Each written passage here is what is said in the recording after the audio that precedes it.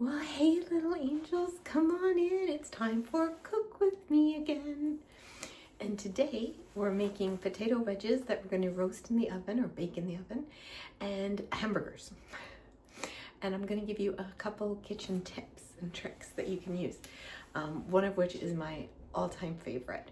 But first, everyone come in and be comfortable. Candy's coming in too. Hi, baby.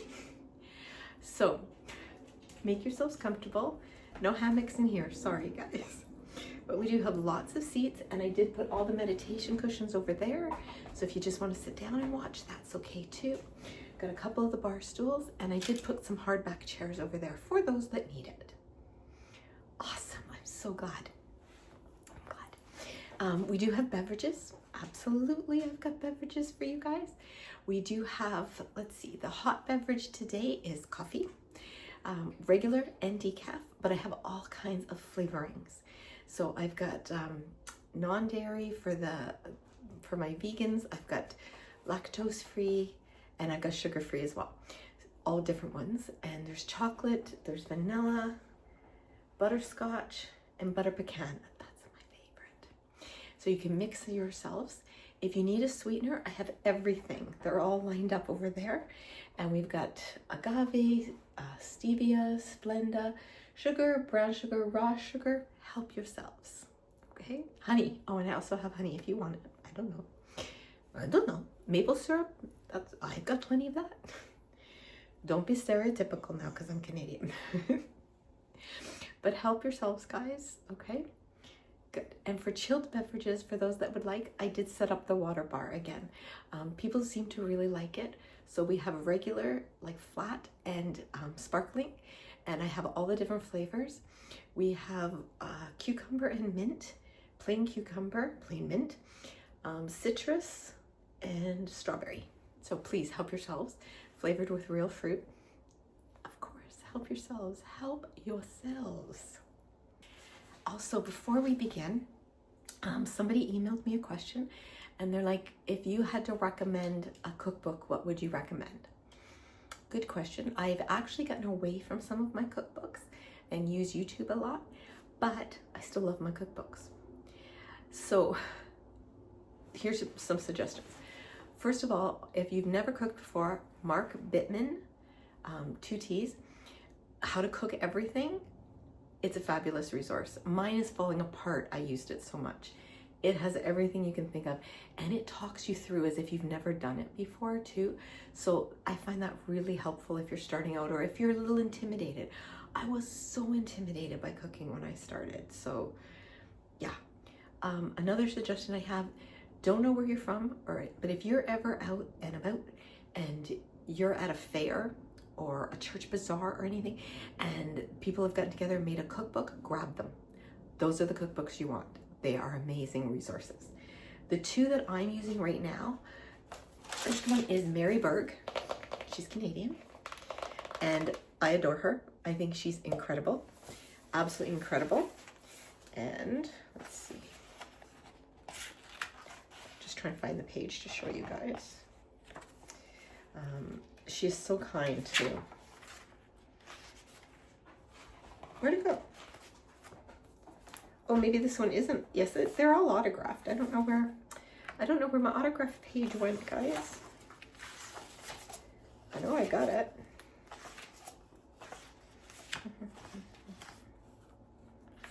I know this one. Anyways, I'll look for it later. I have all of them autographed. This is the Well Seasoned. I love this one.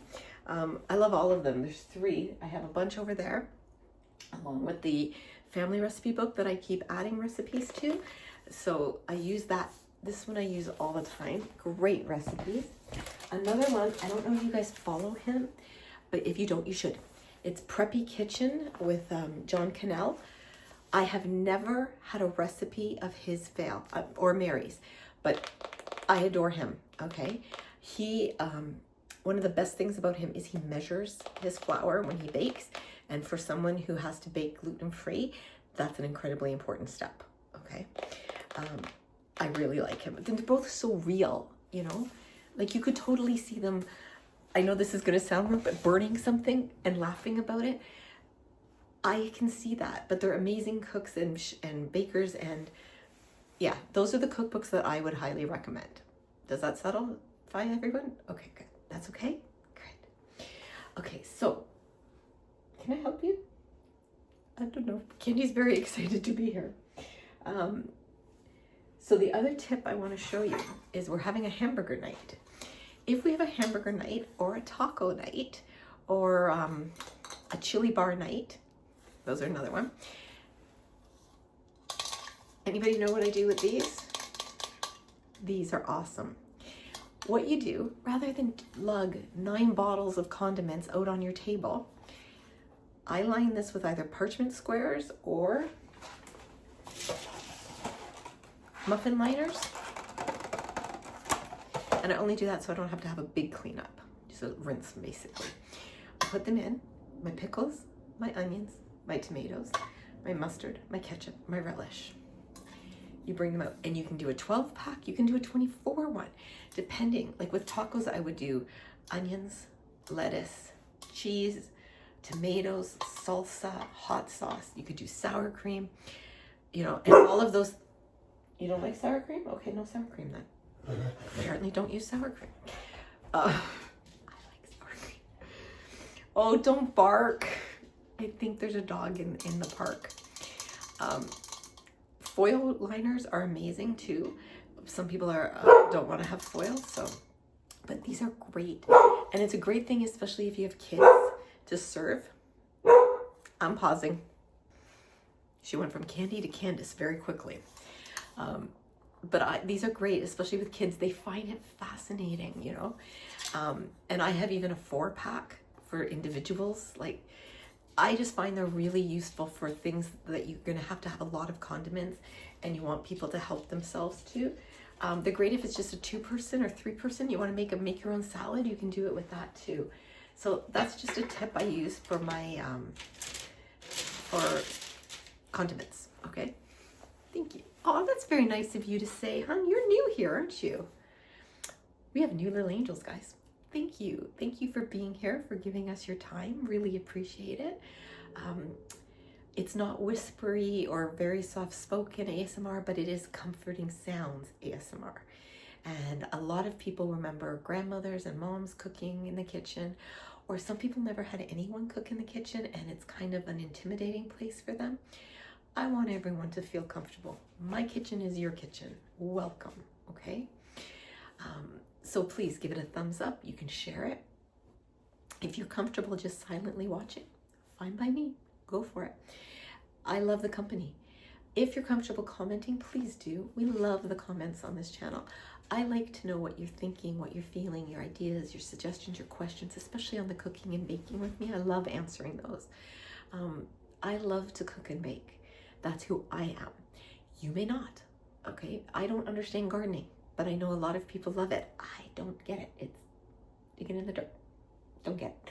But some people really love it. So to each their own.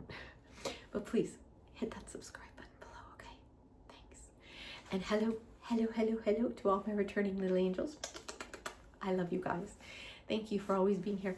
And thank you for the connections that I'm seeing. I love to watch you guys interact with each other in the comments. I adore interacting with you in the comments. It just makes me feel so close to you guys. And when we do, we take this great big world and go and make it smaller. And that's a good thing, guys. That's a very good thing. So please make sure you're still subscribed. So let's get started. Okay. So yes, we're having potato wedges tonight. So I'm using russet potatoes. They're well washed already, but they're going to be soaking in ice water for a bit. What I'm going to do first, well, you know what? Let's just do it, okay? I'm going to show you how I cut my wedges and what I do to them and how I make my hamburger patties. And then I'll turn this video off and I'll record when I cook the stuff, and then you guys can see it too, okay? All right.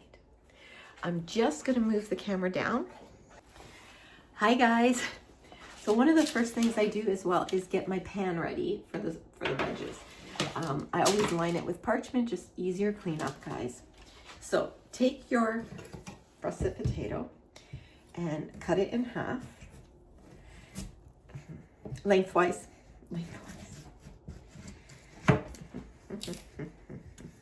Now, if I see that, you guys may like that part, I don't. So I do trim that. I don't like the little darkened bits, okay? I had a potato rotten once and I ate it, so I'm very particular. Now, you're gonna cut it in half again, lengthwise, okay? Then you're gonna go diagonally. Can you see that? We're gonna diagonally cut, okay? That's it. Now this is a pretty big one, so I'm actually gonna make 2 on this side. Okay. And again, you guys decide how big you like your wedges. I actually think that's a good size. And I keep the skin on. You can peel if you want to.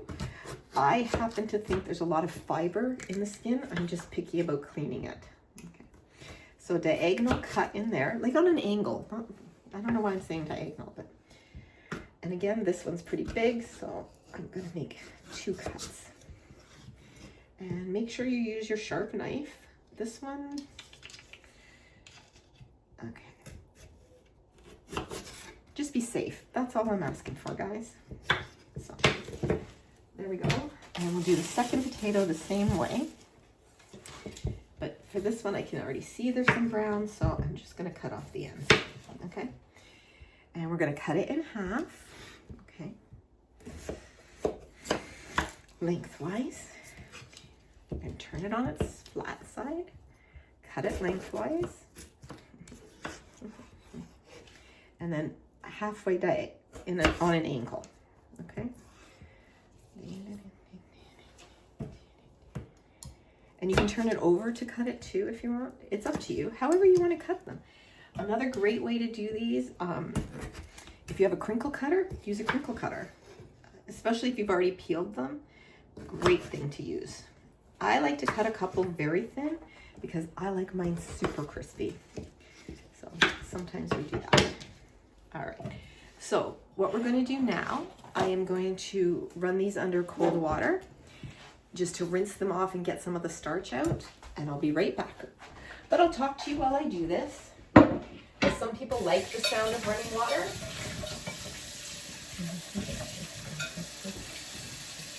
Now see, I looked and I've got brown spots. So I take those off. Okay, so we rinse that water. Then I fill it up again with cold water. And some ice cubes, because it should be ice cold water. That's going to help make it really, really crunchy. There we go. Okay, let's put the ice in there. There we go. Perfect. And I'll fill up the ice cubes later. Now those can hang out for a good half hour to an hour, you know. You can even put them in overnight as long as you salt the water. You don't want discoloration and things. Because I'm only going to soak them for about an hour. I'm not too concerned. And then you have to dry them incredibly well. Incredibly well. Why are you talking to my chest here? Let's get you up here. Hi. Okay. Now, we're going to make the spice rub for them. Okay. Okay, so I had to melt some butter. So there's maybe 2 tablespoons of melted butter, maybe 3. This is the spice mix that I use that I'm going to massage into our potatoes when they're dry. Now, here's a tip. If you've dried your potatoes and they still feel damp to you, put them on a cookie sheet and pop them in the oven for just a minute or 2. Let the heat dry them out, take them out, and start. Chefy people may argue with me. I've been doing it and it works for me. Okay, so pepper, Candice, and this is to taste, guys. There's no measurements, but if you want a measurement, I'll say a teaspoon. Okay, teaspoon of salt, half a teaspoon of pepper, a little bit of chili flakes, again to taste. You can also use like a garlic chili Condiment, if you have it. I might have put too many in there, but that's okay. I love tagine. If you guys haven't tried it, it's chili and lime. We got it in Mexico and then I found out it's available here and I love this stuff. The other thing I love is this complete seasoning. And I buy them in the big thing and just transfer them in here. So it's the Badia complete seasoning. And I like this one because it's one of the only complete seasonings that is not so high in sodium. Uncle Angel has a heart attack. So again, I put this on everything. I put it on meat. I put it on mac and cheese. I put it on potatoes, soups. I love the stuff. Okay. And then those of you that are familiar, I have my quattro spices. So a little bit of onion powder. You can overdo onion powder. Garlic powder, you can't overdo that. I like a little oregano. I like something green in there. And then paprika. And this is actually a mix of hot paprika, sweet paprika, and smoked paprika. I just had a little bit left over when I was filling the spice jar, so I just popped it all in. And I had to get a spoon because, you know, if I stir with a fork, did your mothers ever tell you that? Stir with a fork, you'll bring on the stork. Stir with a knife, you'll bring on strife. Okay. So that's it. And then all you're gonna do is pour this over your potatoes when they're ready, massage them in good, and layer them in a single layer on your parchment. You're gonna pop them in a 400-degree oven for 20 minutes. And then you're gonna flip them for another 20 minutes. If they're not crispy enough for you, keep them in another couple minutes. If you don't wanna get up and switch them, you don't have to. You can, one side will just be crispier than the other. It's not that big a deal. Leave them in for the 40 to 45 minutes. It's absolutely up to you, okay? And you know your ovens as well. Same as you can use this whole recipe to air fry and just do the air frying the way you would normally do them. Okay, shall we move on to our hamburgers? If you're expecting something complicated, you're not gonna get it. Okay, so first thing I'm gonna do is put on my gloves because I'm handling meat, and with these nails, I don't like sticking stuff under there, you know? So we'll go out shortly. Where'd the other glove? Oh, you eat gloves. Where'd the other glove go? Tell me you didn't take it. Did you take my glove? Hang on, guys. Okay, crisis averted, found the glove. It was under the cookbook. All right, so first thing I'm gonna do, because we're having hamburgers, is cook some bacon. Now, I don't like to fry my bacon. I do it in the oven. Takes a little longer, but I like it. And we've only got like 3 pieces left, so I just put it on a cookie sheet flat. You can put it on a rack if you want the fat to drain away from it. I like it cooked in the fat. I still pat it with paper towel when it comes out, but it's just 3 pieces, so I just put them on the cookie sheet. I put them in a 375 oven for about 20 minutes, and I have no problems with it. When it goes all foamy on the top, you know it's done. And you can make it as crispy as you want. Now, what I do is I put my ground beef, and this one is regular, so I'm not gonna be adding anything to it. If I have extra lean, guys, I'm gonna be honest, extra lean makes crappy burgers. So I do add a little bit of butter, or even a little bit of olive oil, just to give it a little bit of extra fat, but that's what I do. I do not add eggs to my hamburgers. That's for meatloaf, okay? I do add salt. And I don't add nearly as much as some of the chefs on TV do. It's just too much to me, I'm sorry. Pepper. Some complete seasoning.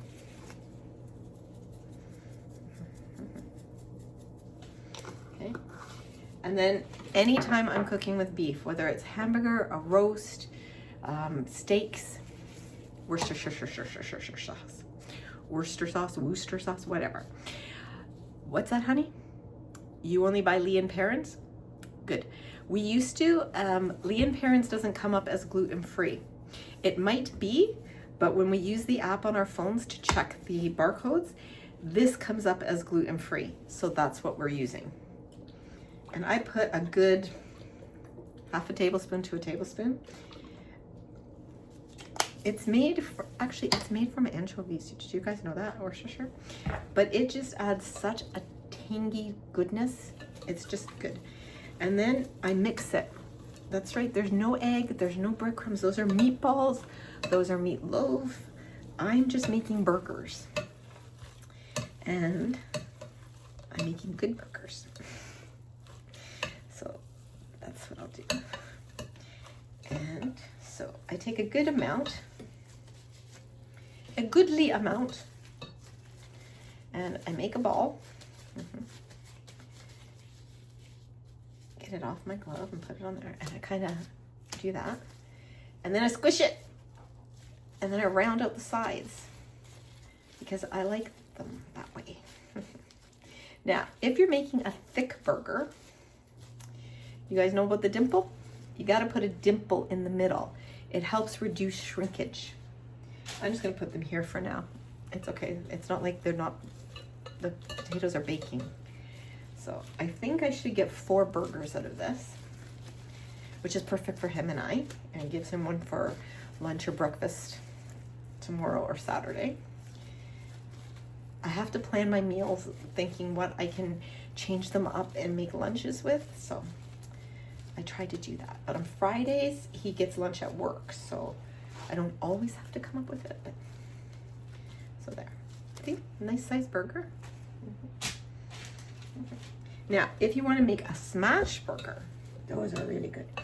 You make a much smaller ball, put it in your frying pan, and then use something, whether it's a spatula, a glass, a plate, and squish it. Squish it down. And if you do it right, and they go really thin, you put a piece of cheese on top of one of them, and then when they're cooked, and then put the second one on top. Oh, double burger cheeseburgers. Yummy yummies. These don't have, and what I do, guys, is I fry them for maybe 5 minutes. I don't fry them on super high. I want to sizzle, but you know, mine goes up to 10. So I'll probably cook them on 7 or 8. And you can turn them down. You can turn them as many times as you want. I don't believe that crap about only turn them once. And if they're super thick and you're worried, sear them on both sides and pop them in your oven until you're sure of them. It's perfectly okay, guys. It's just cooking. So,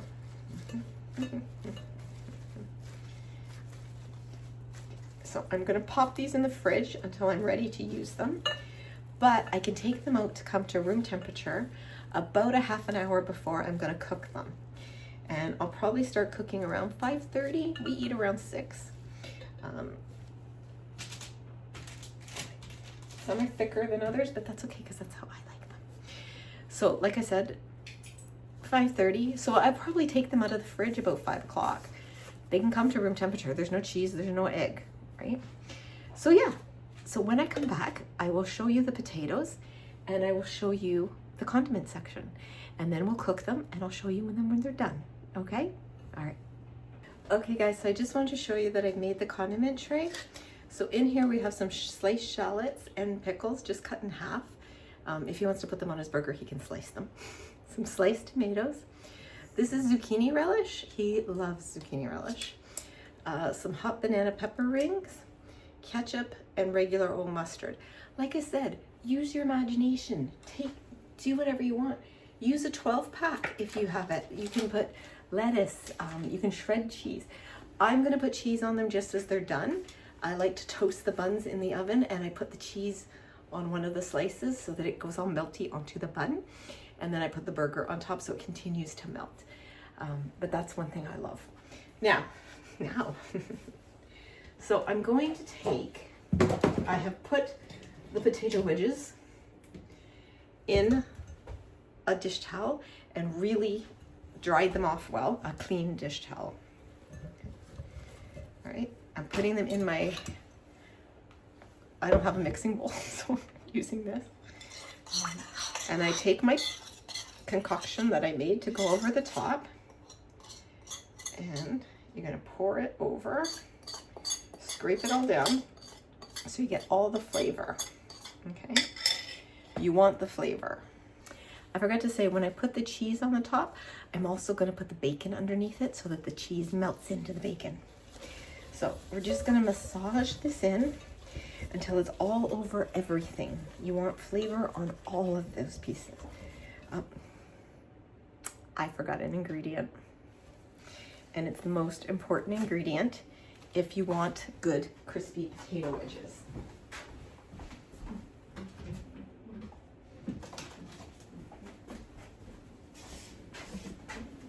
Cornstarch, and maybe a tablespoon. Okay. And you're gonna massage that in as well with it. And that's gonna give you the crispiness, but you don't wanna be able to see the cornstarch on it. Like, you shouldn't see any white, okay? So like I said, we're just gonna massage in. If you think you need more oil, put on more oil. It's up to you, okay? You're feeling it, you know it, okay? These are pretty big wedges, but see how it becomes a paste more than the cornstarch? Because you don't want the white. There's nothing worse than, even if it's cooked, the cornstarch has a gritty, squeaky, I don't know if that's an actual word, but it's a squeaky paste. So I'm gonna put them all on my board. I'm gonna massage any white away. There. I wanna line them up pretty well.